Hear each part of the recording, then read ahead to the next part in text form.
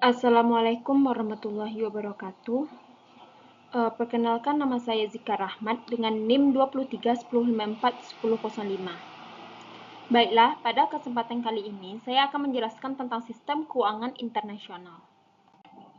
Yang dimana dalam era globalisasi, sistem keuangan internasional menjadi semakin penting karena perekonomian Amerika Serikat dan negara lain semakin terhubung satu sama lain.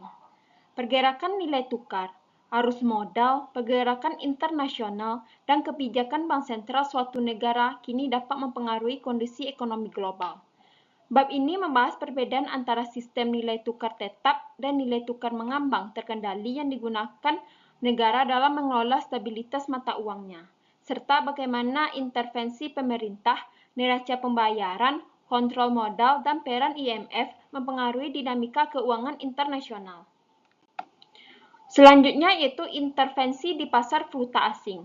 Pasar valuta asing atau foreign exchange market tidak sepenuhnya berjalan bebas. Pemerintah melalui bank sentral sering melakukan intervensi untuk memengaruhi nilai tukar mata uangnya. Yang pertama yaitu konsep intervensi. Intervensi terjadi ketika bank sentral melakukan pembelian atau penjualan mata uang asing untuk menstabilkan atau mengubah nilai tukar. Tujuannya bisa untuk menjaga stabilitas harga, meningkatkan daya saing ekspor, dan menahan depresiasi yang berlebihan. Yang kedua yaitu dampak pada pasokan uang. Jika bank sentral menjual mata uang asing, cadangan internasional dan basis moneter akan berkurang. Jika bank sentral membeli mata uang asing, maka cadangan internasional dan basis moneter meningkat. Artinya, intervensi dapat mempengaruhi jumlah uang beredar dalam perekonomian. Yang ketiga yaitu proses intervensi. Di Amerika Serikat, keputusan intervensi dibuat oleh Departemen Keuangan Amerika Serikat, Federal Open Market Committee atau FOMC, sedangkan pelaksanaannya dilakukan oleh desk manager di New York yang membeli atau menjual mata uang sesuai instruksi. Yang keempat yaitu jenis intervensi, yang dimana ada dua pembagian intervensi. Yang pertama yaitu intervensi tidak disterilisasi, yaitu mempengaruhi jumlah uang beredar. Contohnya, penjualan dolar meningkat pasukan uang, menurunkan suku bunga, nilai tukar masa depan turun. Yang kedua yaitu intervensi disterilisasi. Intervensi dibatalkan dengan operasi moneter lain sehingga tidak mengubah basis moneter. Dampaknya terhadap nilai tukar biasanya kecil. Selanjutnya yaitu neraca pembayaran atau balance of payment. Neraca pembayaran adalah catatan lengkap mengenai seluruh transaksi ekonomi antar suatu negara dan dunia internasional. Komponen utama yaitu neraca berjalan atau current account. Mencatat transaksi barang dan jasa yang diproduksi saat ini, termasuk ekspor, impor, pendapatan primer, pendapatan sekunder. Selanjutnya neraca modal atau capital account.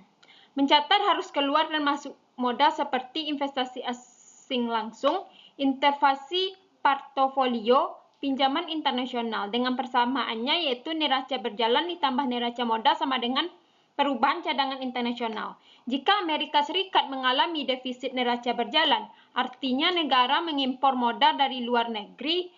Hal ini menimbulkan kekhawatiran terhadap stabilitas ekonomi Amerika Serikat dalam jangka panjang.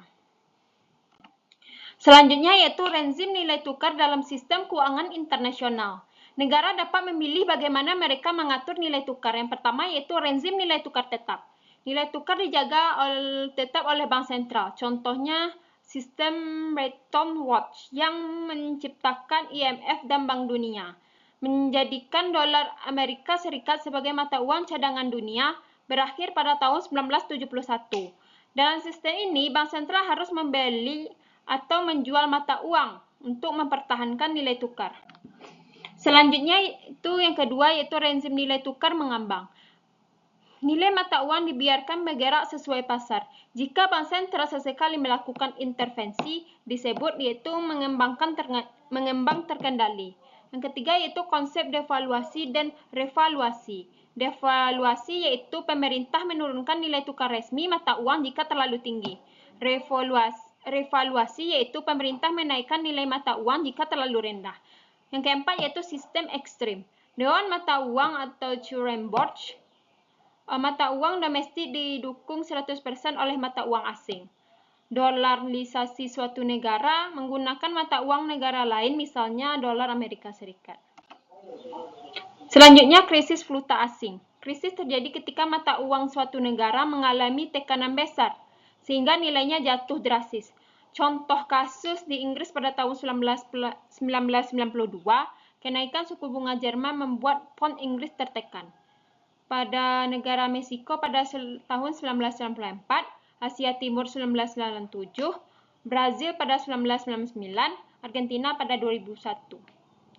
Untuk kasus Cina pada tahun 1994, Cina mematok yuan terhadap dolar Amerika Serikat yang menghasilkan peningkatan besar cadangan internasional hingga lebih dari 1 triliun dalam beberapa tahun. Selanjutnya yaitu rezim nilai tukar mengembang terkendali. Banyak negara tidak sepenuhnya menyerahkan nilai tukar kepada pasar. Alasannya, Bank Sentral ingin menjaga stabilitas perdagangan, perusahaan lebih mudah merencanakan transaksi internasional jika nilai tukar tidak terlalu berfluktuasi, mencegah volatilitas ekstrim yang dapat memicu krisis.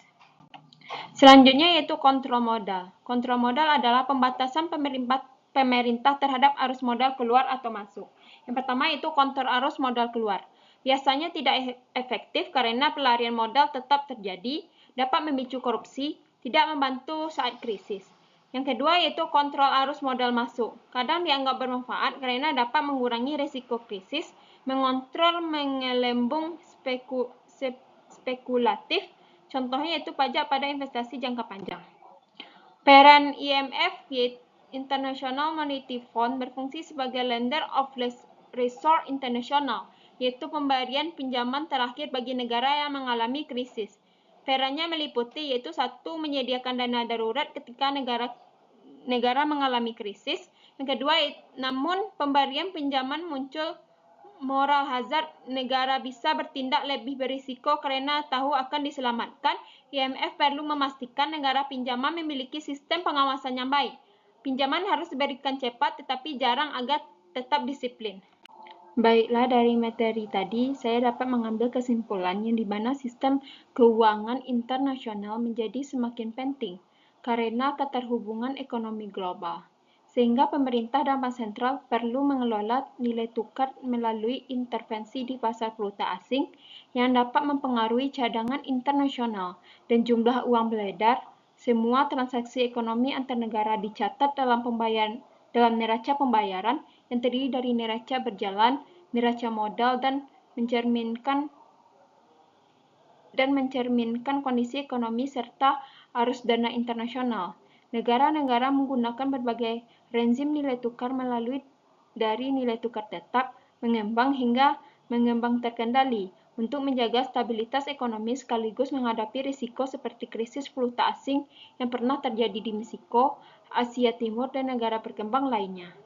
Kebijakan kontrol modal terkadang ditetapkan untuk membatasi arus modal yang berlebihan, meskipun aktivitasnya berbeda antara arus masuk dan keluar. Dari sisi lain, IMF berperan sebagai pemberi pinjaman terakhir bagi negara yang mengalami krisis, namun sekaligus menimbulkan tantangan berupa moral hazard yang membuat perdebatan tentang perannya tetap relevan dalam sistem keuangan global. Baiklah, itulah materi yang dapat saya sampaikan. Salah dan janggal saya mohon maaf. Saya akhiri. Wal taufiq wal hidayah. Wassalamualaikum warahmatullahi wabarakatuh.